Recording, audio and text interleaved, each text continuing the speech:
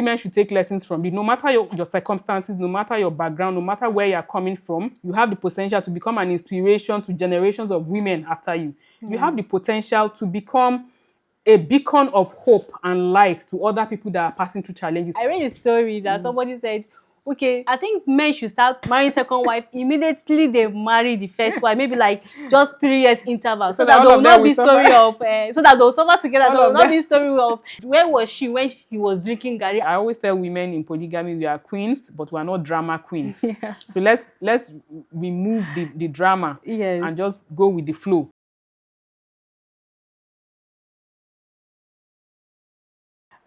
Polygamy is not easy for anybody. It's not easy. It's a special jihad for us. Even the Prophet ﷺ has at many times spoken about it as something that is difficult for all women, even his own wives. Yes. And so to realize that if it has been put in your qadar, in your destiny, that you'll be part of a polygamous home, to accept it and to realize that whatever is meant to happen will happen. So she possesses those qualities of patience, perseverance, loyalty to her husband, complete submission, and obedience to the will of God.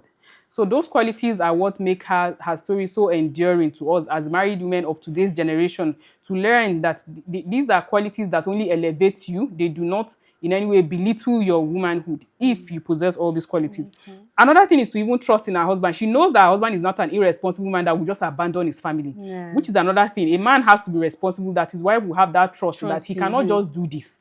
There has to be a reason why he's doing it. A very important point to note. And so to show how emotional he was and pained that he was leaving his family, then he goes far away and then he's making dua to Allah.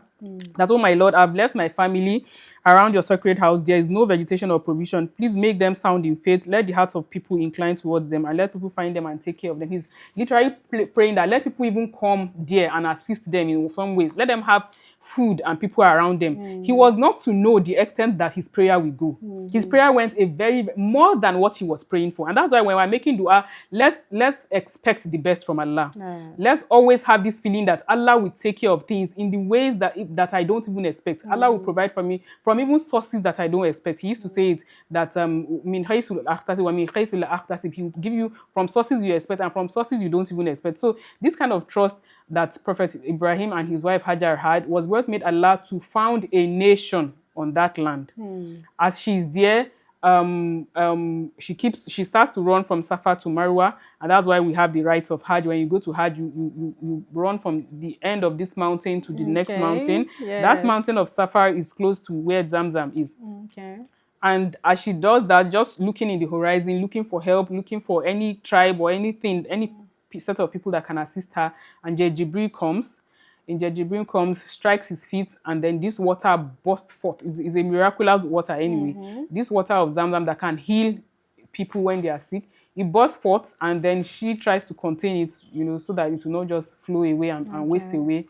And it is because of the water there, she's able to suckle her son, that other people now come, because this is a desert. Everybody is always looking for water in a desert. When people see that there is water there, they now come and settle in there with her. Yes. So how relatable is her story to the Hajj people go up till this day? Now, alhamdulillah, like I was saying, that her story was the foundation of the story of Ismail, who, as he's growing up, Prophet Ibrahim comes back there later.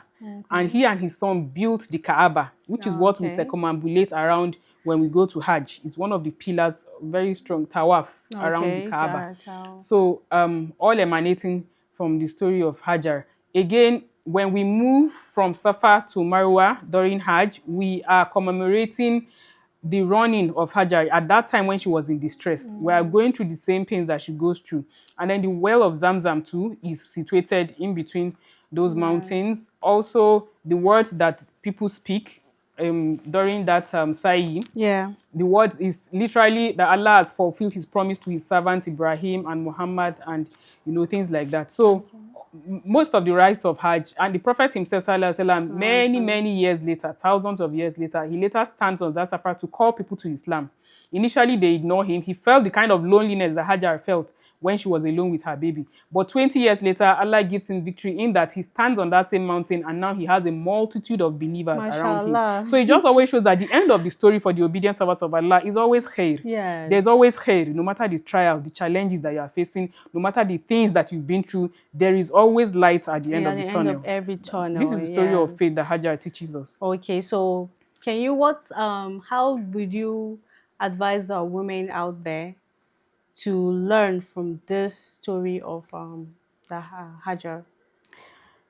To increase, to as much as possible, increase the faith that we have in God. We know that we all believe in Allah, that He's the only one God, but sometimes our faith wavers because of the challenges of life. Some tests, some things Allah will test us with it, and we will start losing faith. I've seen a lot of women say this Yes. because of marital problem, because of the childlessness, financial issues, and they just started that it seems as if God has abandoned me. It seems as if Allah is not on my side. It seems as if Allah created women just to come and suffer in this world. And as a marriage counselor, I'm constantly telling people, hold on to that faith. It's the only thing you actually have, because you can rely on Allah, but you cannot rely too much on people. People, being the human beings they are, they will sometimes disappoint. They will sometimes not be able to meet your needs, but Allah is always there. He's the constant in our lives.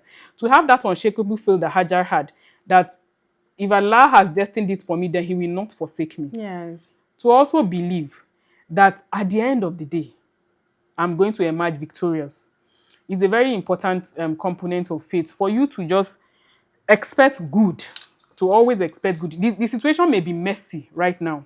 There may be so many, permutations. There may be so many tribulations that you are going through, the trials.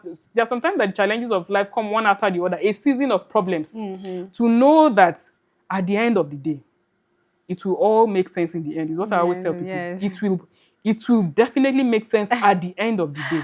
And this is just for people in both monogamous and and polygamous polygamy. marriage, especially those in the polygamous marriage who always want to fight any incoming wife and always telling where was she When I was suffering with my suffering with husband. my husband from the scratch. I read a story that somebody said, okay, I think men should start marrying second wife immediately they marry the first wife, maybe like just 3 years interval, so that all there will of them not will be story of so that they'll suffer together. All There will of not them. be story of where was she when he was drinking garri, I was with him when he was drinking garri, were you the one that bought the garri for him? So it's just so It's a lesson it's for a us women lesson to just be for us to patient. just be You say when patient. they talk about patience, sometimes we get tired of hearing it, but truly patience reaps enormous rewards. It's true.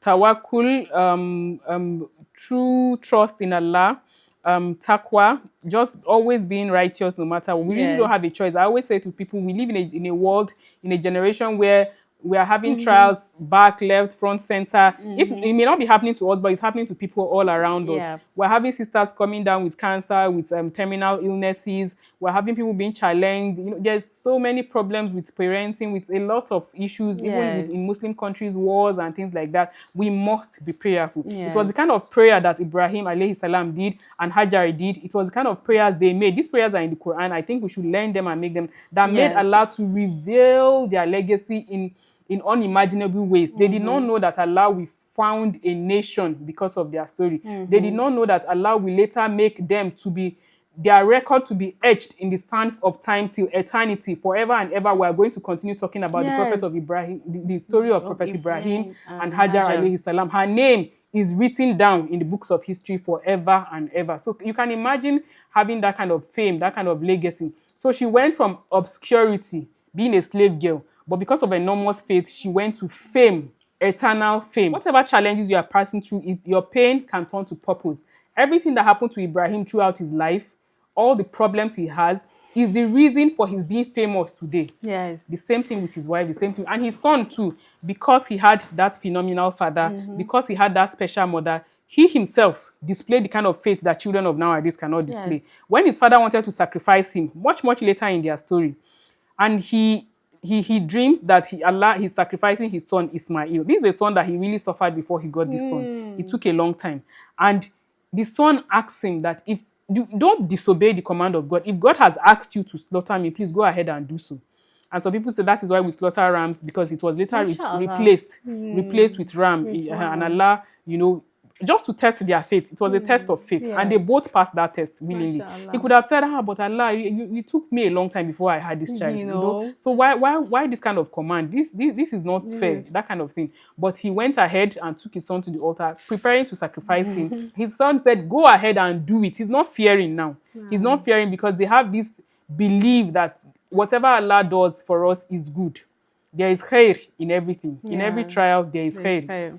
So that son came about that kind of faith because of the kind of good parents that he has. came It's a profound story. May Allah help Yes. us to learn from it I and mean, to exemplify their characteristics, yes. inshallah. So do not think that whatever you're facing now is the end of the world for No. you.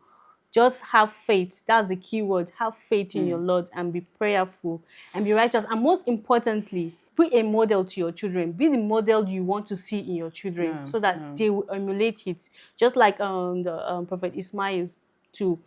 His parents, they became a model to him that he emulated, and he too became strong in his faith, that he accepted the sacrifice that they wanted to do with him. So I hope this story hits home and he hits somebody, couples, many people out there. And if you do that, if it really does, please hit the like button and drop a feedback at the comment section of this video. And if you're yet to subscribe to our channel, please ensure you subscribe to our channel for more interesting videos. See you again in our next video.